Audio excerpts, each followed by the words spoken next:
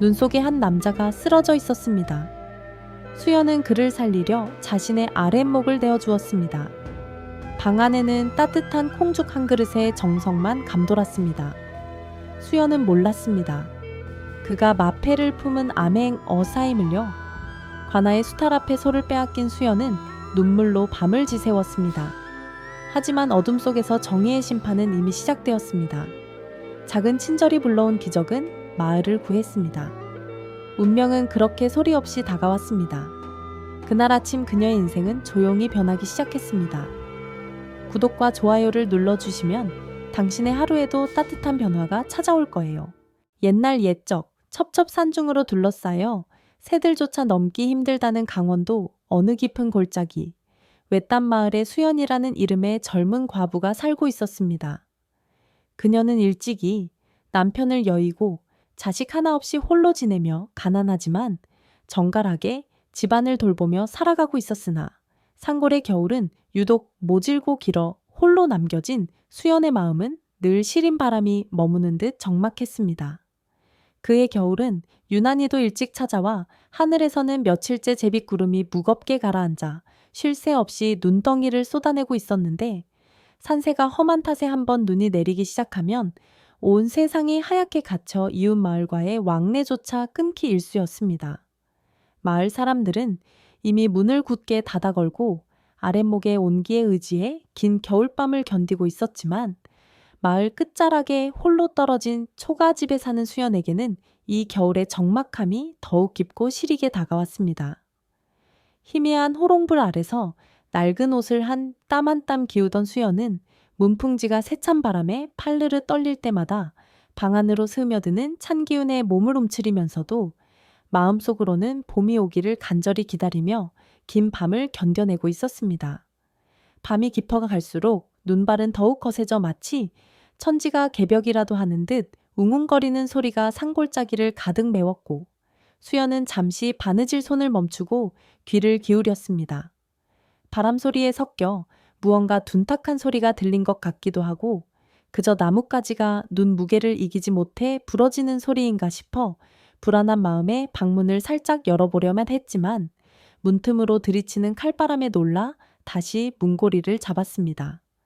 그러나 마음 한구석에서 알 수 없는 기시감이 들어 그녀는 결국 자리에서 일어나 호롱불을 들고 밖으로 나갈 채비를 했습니다.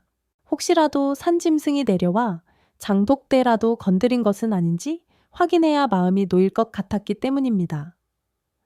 두터운 속옷을 껴입고 문을 열자마자 하얀 눈보라가 수연의 얼굴을 사정없이 때렸고 앞이 보이지 않을 정도로 쏟아지는 눈 때문에 눈을 제대로 뜰 수조차 없었습니다.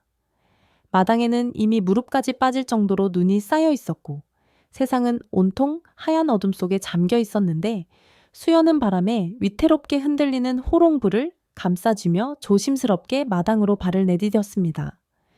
발을 옮길 때마다 뽀드득거리는 눈소리가 적막한 밤 공기를 갈랐고 그녀의 입에서는 하얀 입김이 끊임없이 뿜어져 나왔습니다. 살인문 쪽으로 다가가던 수연은 문 앞에 쌓인 눈더미 속에 거무스름한 형체가 묻혀있는 것을 발견하고 소스라치게 놀라 멈춰 섰습니다. 처음에는 그저 바람에 날려온 건불이거나 쓰러진 나무인 줄 알았으나 호롱불을 가까이 비추어 보니 그것은 분명 사람의 형상이었습니다. 수연은 가슴이 철렁 내려앉아 황급히 눈을 헤치고 그 형체에게 다가갔고 눈구덩이 속에 파묻힌 사람은 남루한 옷차림을 한 이 선비라는 이름의 사내였습니다. 그의 얼굴은 이미 피기를 잃어 창백하다 못해 푸른빛을 띠고 있었으며 입술은 보라색으로 변해 굳게 닫혀 있었고 머리카락과 수염에는 하얀 서리가 엉겨붙어 마치 눈사람처럼 변해가고 있었습니다. 수연은 덜덜 떨리는 손으로 선비의 코 밑에 손가락을 대어 보았고 다행히 아주 미약하게나마 뜨거운 숨결이 느껴지자 이 선비를 구하기 위해 온 힘을 다하기 시작했습니다. 이대로 두었다가는 꼼짝없이 얼어 죽을 것이 분명했기에 수연은 호롱불을 눈 위에 내려놓고 쓰러진 이 선비를 일으켜 세우려 안간힘을 썼습니다. 하지만 건강한 체격의 사내를 여인 혼자 힘으로 들어 올리기란 여간 힘든 일이 아니었습니다.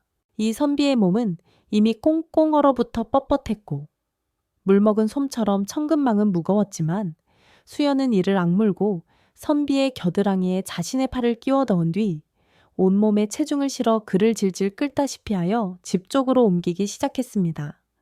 눈보라는 더욱 거세져 수연의 눈과 귀를 막았고 발은 자꾸만 깊은 눈구덩이에 빠져 허우적거렸지만 수연은 여기서 멈추면 이 사람이 죽는다는 생각 하나로 전력을 다해 그를 마루까지 끌어올렸습니다.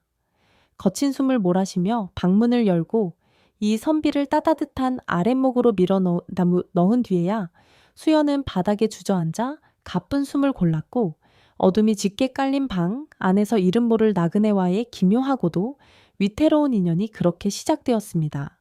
폭풍우가 지나간 뒤의 새벽은 소리 없이 찾아왔으나 방 안은 여전히 긴박한 기운이 감돌고 있었습니다. 수연은 따뜻한 방 안의 온기가 이 선비의 얼어붙은 몸을 녹이기 시작하자마자 한시도 쉬지 않고 움직였습니다.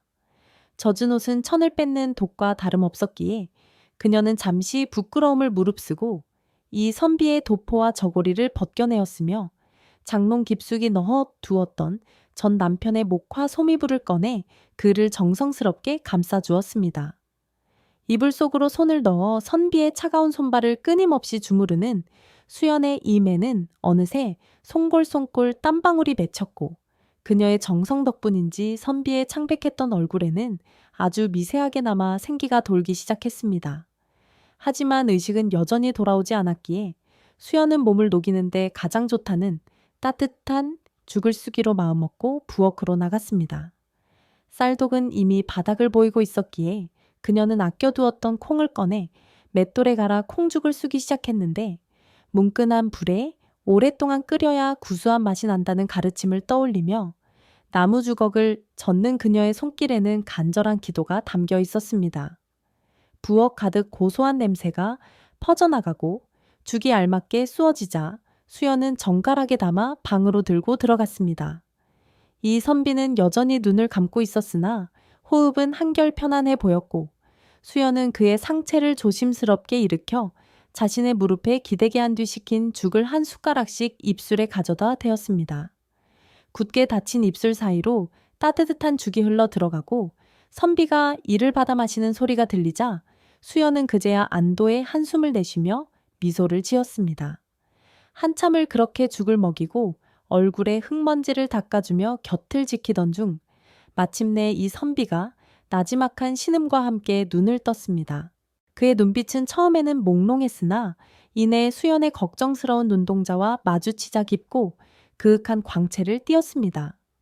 자신을 구해준 이가 가냘픈 여인임을 알게 된 선비는 비록 몸은 쇠약했으나 깍듯한 예의를 갖춰 감사를 표했고 자신을 그저 유람중의 길을 이르는 이시성을 가진 학자라고 소개했습니다. 수연은 그의 정체를 깊이 묻지 않고 오직 건강만을 걱정하며 그가 기운을 차릴 수 있도록 보살폈습니다. 밖은 여전히 눈이 쌓여 마을로 가는 길조차 보이지 않는 고립된 상태였기에 두 사람의 기묘한 동거는 그렇게 며칠간 계속되었습니다. 수연은 선비에게 안방을 내주고 자신은 찬바람이 드는 작은 쪽방에서 지내면서도 양식이 떨어져 갈까봐 자신의 끼니를 줄여가며 선비의 상을 차렸습니다. 이 선비는 문틈으로 수연이 땔감을 구하기 위해 눈속을 헤매거나 텅 빈 쌀독을 보며 한숨 짓는 모습을 묵묵히 지켜보았습니다. 밤이면 두 사람은 호롱불 아래 마주 앉아 마을의 형편에 대해 이야기를 나누었는데 수연은 세상 물정 모르는 선비의 물음에 마을 사람들이 겪고 있는 고통을 털어놓았습니다. 특히 봄에 곡식을 빌려주고 가을에 터무니없는 이자를 붙여 수탈하는 환곡제도의 폐단과 그로 인해 눈물 짓는 이웃들의 사정을 이야기할 때면 수연의 목소리는 떨렸습니다. 이 선비는 조용히 고개를 끄덕이며 그녀의 말을 경청했고 그의 눈빛은 수연의 슬픔을 공감하는 동시에 무언가 결연한 의지를 다지는 듯 날카롭게 빛나곤 했습니다. 세상과 단절된 하얀 눈 속의 작은 초가집에서 수연의 따뜻한 정성과 선비의 깊은 통찰은 서로에게 스며들었고 밖에서는 다시금 차가운 바람이 불어와 내일의 시련을 예고하고 있었습니다. 햇살이 처마 끝 고드름을 녹여 물방울이 똑똑 떨어지는 소리가 경쾌하게 들리던 어느 평화로운 오후였으나 그 정적은 이내 대문을 박차고 들어오는 거친 발소리와 고함에 의해 무참히 깨지고 말았습니다. 눈이 녹아 마을길이 열리기만을 기다렸다는 듯 관아의 형방 비장이 험상궂은 포졸들을 거느리고 수연의 집 마당으로 들이닥쳤는데 그들의 손에는 몽둥이와 오라줄이 들려있어 평화롭던 초가집은 순식간에 공포의 도가니로 변했습니다. 비장은 대청마루에 털썩 걸터앉아 수연을 향해 지난 봄에 빌려간 황곡을 당장 이자까지 쳐서 갚으라며 호통을 쳤고 수연은 사색이 되어 마당에 무릎을 꿇은 채 올 농사가 흉년이라 당장 입에 풀칠할 곡식조차 없으니 제발 기한을 늦춰달라고 눈물로 호소했습니다. 그러나 탐욕에 눈이 먼 비장은 수연의 애원을 콧방귀로 일축하며 마당 한 구석 외양간에서 여물을 씻고 있던 늙은 황소를 탐욕스러운 눈빛으로 노려보았습니다. 저소가 아주 실해 보이니 쌀 대신 저놈이라도 끌고 가야겠다며 포졸들에게 당장 고삐를 풀라고 명령하자 수연은 소의 목을 껴안고 이것만은 안 된다며 비명을 질렀으나 무자비한 포졸들의 발길질에 밀려 바닥에 내동댕이 쳐졌습니다. 바로 그 순간 사랑방의 문이 조용히 열리며 이 선비가 천천히 마당으로 걸어 나왔는데 비록 남루한 핫바지 차림이었으나 그의 눈빛만은 서리빨처럼 차갑고 매서워 소란스럽던 마당이 일순간 정적에 휩싸였습니다.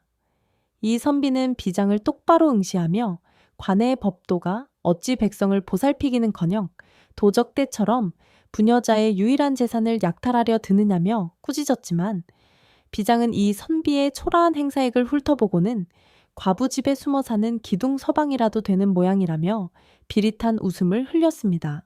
감히 천한거지가 관의 일에 참견한다며 분노한 비장은 이 선비를 향해 몽둥이를 휘두르려 했고 수연은 이 선비가 화를 당할까 두려워 앞을 막아서며 모든 것이 자신의 잘못이라며 다시금 울며 빌었습니다. 비장은 주변을 둘러싼 마을 사람들의 따가운 시선을 의식했는지 내일 아침 사또나리께서 직접 이곳을 처분하실 터이니 그때까지 도망칠 생각은 꿈도 꾸지 말라며 으름장을 놓고는 억지로 소를 앞세워 대문 밖으로 사라졌습니다. 폭풍이 휩쓸고 간 마당에는 수연의 처절한 통곡 소리만이 가득했고 이 선비는 멀어져 가는 관원들의 뒷모습을 보며 주먹을 꽉 쥐었으니 그의 가슴 속에서는 이미 거대한 방역의 불꽃이 타오르고 있었습니다. 수연은 소를 잃은 슬픔에 내년 농사마저 망치게 되었다며 땅을 치며 울었으나 이 선비는 그녀의 손을 잡으며 반드시 소를 되찾아 줄 것이니 자신을 믿고 하룻밤만 더 견뎌달라고 나지막하지만 확고한 목소리로 위로했습니다. 어둠이 내리는 마당의 차가운 기운이 다시 감돌기 시작했지만 이 선비의 단호한 태도에서 묘한 희망을 느낀 수연은 눈물을 닦고 그를 바라보았으며 그렇게 두 사람은 내일 닥쳐올 운명의 시간을 향해 무거운 밤을 맞이하게 되었습니다. 관아의 횡포는 비단 수연에게만 국한된 것이 아니었기에 마을 곳곳에서 들려오는 울음소리는 이 선비의 결심을 더욱 굳건하게 만들었으며 그는 밤새도록 호롱불 아래서 무언가 깊은 생각에 잠긴 채 붓을 움직였습니다.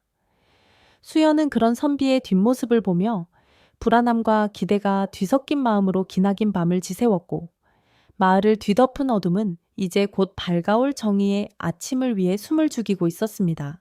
새벽 달기 울기도 전 사방이 칠흑 같은 어둠에 잠겨 있을 때 이 선비는 소리 없이 자리에서 일어나 떠날 채비를 마쳤습니다. 수연이 밤새 뒤척이다 잠든 것을 확인한 그는 쪽방문 앞에 정성스레 개어 놓은 낡은 갓을 깊게 눌러쓰고는 안개 속으로 자취를 감추었습니다.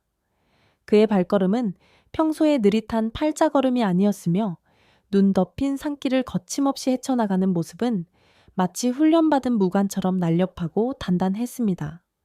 이 선비는 마을 어귀를 지나 장터 쪽으로 향했는데 그곳은 흉년과 관아의 수탈 때문에 파리만 날리고 있었으며 모여 앉은 사람들은 하나같이 어두운 표정으로 관아의 행태를 성토하느라 목소리를 높이고 있었습니다.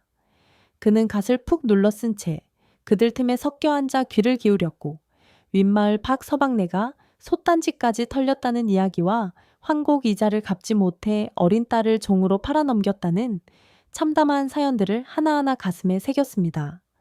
백성들의 원망 섞인 통곡 소리가 하늘을 찌를 듯하자 선비의 눈에서는 파란 불꽃이 튀었으며 그는 품속에서 작은 수첩을 꺼내 비리와 부정의 증거들을 붓으로 빠르게 적어 내려갔습니다.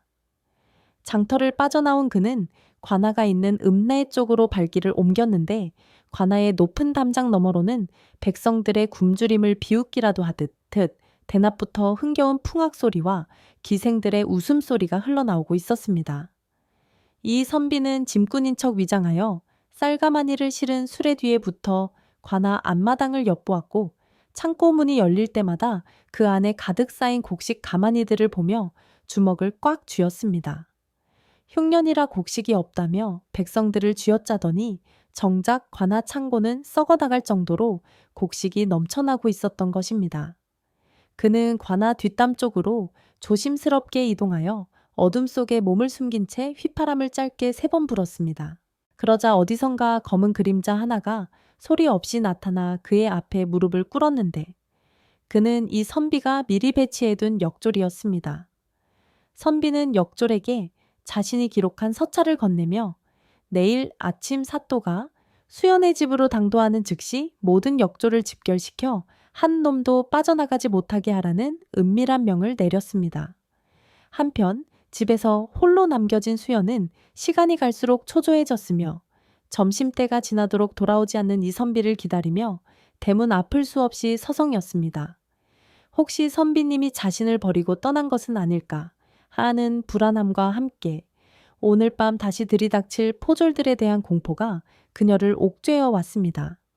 해가 뉘엿뉘엿 저물 무렵에야 저 멀리서 이 선비의 모습이 보였고 수연은 반가움에 한달음에 달려나갔습니다. 선비의 얼굴은 찬바람을 맞아 붉게 상기되어 있었으나 눈빛만은 아침보다 더 맑고 깊어져 있었으며 그는 걱정하는 수연을 향해 이제 모든 것이 제자리로 돌아갈 것이니 조금만 더 용기를 내어달라고 다독였습니다. 그러나 수연은 그 말이 그저 자신을 위로하려는 빈말이라 생각하며 불안하게 떨리는 손으로 저녁상을 차렸고 관아의 횃불이 마을 어귀를 붉게 물들이기 시작하자 초가집에는 폭풍 전야와 같은 무거운 정적이 내려앉았습니다. 이 선비는 방 안에서 촛불을 끄고 정좌한 채 다가올 결전의 시간을 기다렸으며 그의 품속에 숨겨진 묵직한 마패는 차가운 달빛을 받아 은은하게 빛나며 정의의 심판을 예고하고 있었습니다. 눈 덮인 상골의 새벽이 지나고 태양이 중천에 떠올랐으나 수연의 집 마당에 감도는 공기는 여느 때보다 차갑고 무거웠으며 마을 어귀에서부터 들려오는 요란한 징소리와 나팔 소리는 평화로운 정적을 깨뜨리며 거대한 비극의 시작을 알리고 있었습니다. 화려한 비단으로 치장된 가마가 마당 한가운데 자리를 잡자 기세등등한 포졸들이 길을 비키라며 고래고래 소리를 질렀고 이윽고 가마에서 내린 고을 사또는 기름진 배를 앞세우고 탐욕스러운 눈빛으로 마당에 엎드린 수연을 차갑게 내려다보았습니다.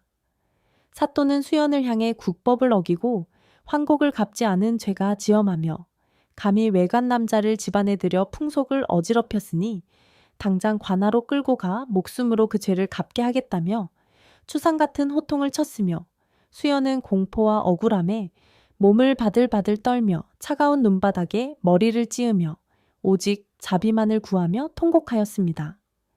비장이 옆에서 가낙한 웃음을 지으며 수연의 소를 벌써 관아로 끌고 갔으니 이제는 집과 땅까지 몰수해야 한다며 사또의 귀에 속삭이자 사또는 흡족한 듯 포졸들에게 당장 오라를 지우라 명령하였고 포졸들이 몽둥이를 치켜들고 수연을 억지로 끌어내려 하던 그 절체절명의 순간에 사랑방의 문이 단호하게 열리며 이 선비가 천천히 모습을 드러냈습니다. 이 선비의 걸음걸이는 어제의 초라했던 나그네와는 달리 대지를 울리는 위엄이 서려 있었으며 그의 눈빛은 형형하게 빛나 마당을 가득 채운 관원들을 단숨에 압도하였는데 그는 사또를 향해 백성의 눈물을 제 술잔의 이슬로 여기는 내놈이 어찌 임금님의 목민관이라 할 수 있겠느냐며 천둥 같은 목소리로 꾸짖었습니다. 사또는 이 선비의 남루한 행사액을 보고 코웃음을 치며 저 미친 거지를 당장 쳐 죽여서 시신을 산짐승의 먹이로 던져주라며 광기 어린 소리를 질렀으나 이 선비는 눈 하나 깜짝하지 않고 품속으로 손을 가져가더니 햇살을 받아 눈부시게 빛나는 노소의 마패를 높이 치켜들었습니다. 이 선비의 입에서 암행어사 출두야 하는 함성이 터져 나오자마자 사방의 담장을 넘고 숲속에서 소리 없이 대기하고 있던 수십 명의 역졸이 일제히 함성을 지르며 마당으로 난입하여 관아의 포졸들을 단숨에 제압하였으며 암행어사 출두야라는 외침은 산골짜기를 타고 메아리치며 백성들의 맺힌 한을 단번에 씻어내듯 저렁저렁하게 울려 퍼졌습니다. 기세등등하던 사또는 너무 놀란 나머지 의자에서 뒤로 벌러덩 나자빠져 비굴하게 목숨을 구걸하며 사시나무 떨듯 떨기 시작했고 비장을 비롯한 아전들은 눈바닥에 머리를 찌으며 살려달라고 애원했으나 어사또의 추상 같은 명에 의해 즉각 오라줄에 묶여 죄인 압송용 수레에 던져졌습니다. 수연은 눈앞에서 벌어지는 이 기적 같은 광경이 도무지 믿기지 않는 듯 멍하니 서 있었으며 자신이 정성껏 보살폈던 남루한 나그네가 바로 이 나라의 기강을 세우는 암행어사였다는 사실에 가슴이 벅차올라 뜨거운 눈물을 흘리며 바닥에 주저앉았습니다. 어사또는 수연에게 다가가 떨리는 그녀의 손을 부드럽게 잡아 일으키며 이제 더 이상 눈물 흘릴 일은 없을 것이며 부인이 베푼 공덕이 이 고을을 살렸다고 따뜻하게 위로하였고 빼앗겼던 늙은 소가 다시 마당으로 돌아오자 마을 사람들은 만세를 부르며 기쁨의 춤을 추기 시작했습니다. 마당 가득 쌓였던 차가운 눈은 정의의 온기 앞에 녹아내리는 듯 보였고 수연의 집은 이제 절망의 끝에서 희망의 시작을 알리는 장소가 되어 온 마을에 빛을 비추었으며 어사또의 형형한 눈빛은 부패한 세상을 향해 다시는 이 같은 비극이 반복되지 않으리라는 결연한 의지를 천명하며 차가운 겨울바람마저 훈훈한 봄바람으로 바꾸어 놓고 있었습니다. 삼봉구리에 머물던 눈구름이 걷히고 처마 밑으로 따사로운 겨울 햇살이 비치기 시작할 무렵 수연의 초가집에는 평생 잊지 못할 평화가 찾아왔으며 어사또는 관아의 창고를 열어 탐관오리들이 부정하게 축적했던 곡식과 재물을 본래의 주인인 마을 사람들에게 하나하나 되돌려 주어 굶주림에 허덕이던 백성들의 눈물을 닦아주었습니다. 수연은 자신과 마을을 구원해준 이 선비가 떠나기 전 마지막으로 정성스러운 저녁상을 올리기 위해 부엌으로 나갔는데 비록 가난한 살림이었으나 이웃들이 감사의 뜻으로 가져온 귀한 달과 산나물을 정성껏 다듬어 백숙을 끓이고 고소한 콩물을 내어 정성을 다했으며 어사또는 수연이 차려낸 소박하지만 진심 어린 상을 마주하고는 궁중의 수라상보다 훨씬 깊은 맛이 난다며 흐뭇한 미소로 그녀의 노고를 치하하였습니다. 그날 밤 어사또는 수연을 조용히 불러 마주 앉은 뒤 품속에서 묵직한 비단 주머니를 꺼내 그녀의 손에 쥐어주었는데 그 안에는 평생을 가난 걱정 없이 살 수 있는 엽전과 금덩이가 가득 들어 있었으며 관아의 장부를 고쳐 수연의 빚을 모두 탕감함은 물론 기름진 팥 5마지기를 그녀의 명의로 문서화하여 다시는 권력의 횡포에 흔들리지 않도록 든든한 울타리를 마련해 주었습니다. 수연은 너무나 큰 은혜에 몸둘바를 몰라하며 바닥에 엎드려 눈물을 흘렸으나 어사또는 오히려 부인의 목숨을 건 용기가 자신을 살렸으니 이것은 보답이 아니라 당연한 이치라며 그녀를 따뜻하게 다독여 주었습니다. 다음날 새벽 사위가 푸르스름한 안개에 쌓여 있을 때 어사또는 수연이 잠에서 깨어나 배웅하며 마음 아파할 것을 염려하여 작별 인사 대신 정갈한 필체로 쓰인 서찰 한 통과 낡은 도포 자락을 남겨두고 역졸들을 거느린 채 소리 없이 마을을 떠났으며 잠에서 깬 수연은 텅 빈 사랑방에서 서찰을 발견하고는 그것을 가슴에 품고 하염없이 눈물을 흘리며 그가 남긴 희망의 씨앗을 평생 소중히 가꾸겠노라 다짐하였습니다. 그로부터 세월은 냇물처럼 흘러 수연의 머리에도 하얀 서리가 내려앉았으나 그녀의 집은 여전히 마을 사람들에게 가장 따뜻한 안식처였으며 어사또가 선물한 밭은 해마다 황금빛 곡식을 풍성하게 내놓아 더 이상 마을에 굶주리는 이가 없게 되었고, 늙은 암소가 낳은 송아지들이 자라나 대를 잇듯 수연의 공덕 또한 대를 이어 칭송받았습니다. 수연은 홀로 얻은 부를 탐하지 않고 어사또의 뜻을 이어받아 마을에 홀로 된 노인들을 친부모처럼 모시고 의지할 곳 없는 고아들을 자식처럼 보살피며 평생을 베푸는 삶을 살았으며, 그녀의 집 굴뚝에서는 언제나 밥 짓는 연기가 끊이지 않아 나그네들이 시름을 잇고 쉬어가는 전설적인 명소가 되었습니다. 매년 겨울 눈보라가 치는 밤이면 마을 아이들은 수연 할머니의 화로 곁으로 옹기종기 모여들었고, 그녀는 창밖의 눈송이를 바라보며 오래전 눈 속에 파묻혀 있던 고귀한 인연과 정의로운 어사또의 이야기를 한 편의 시처럼 들려주어 아이들의 가슴 속에 선함과 용기의 가치를 심어주었습니다. 수연의 이야기는 입에서 입으로 전해져 고단한 세상을 살아가는 이들에게는 마르지 않는 샘물 같은 위로가 되었고, 부정한 권력자들에게는 보이지 않는 서슬 퍼런 경고가 되었으며, 그렇게 한 여인의 작은 친절에서 시작된 기적은 영원히 흐르는 강물이 되어 온 나라의 향기로운 미담으로 남게 되었습니다. 수연이 세상을 떠나던 날, 하늘에서는 마치 그날의 만남을 축복하듯 포근한 한방눈이 내렸으며, 마을 사람들은 그녀를 기리며 마을 입구에 작은 비석을 세워 후세에까지 그 아름다운 동행의 기록을 전하게 되었습니다. 길고 긴 눈보라의 밤을 지나 마침내 따스한 봄을 맞이한 수연과 이 선비의 이야기가 이제 막을 내렸습니다.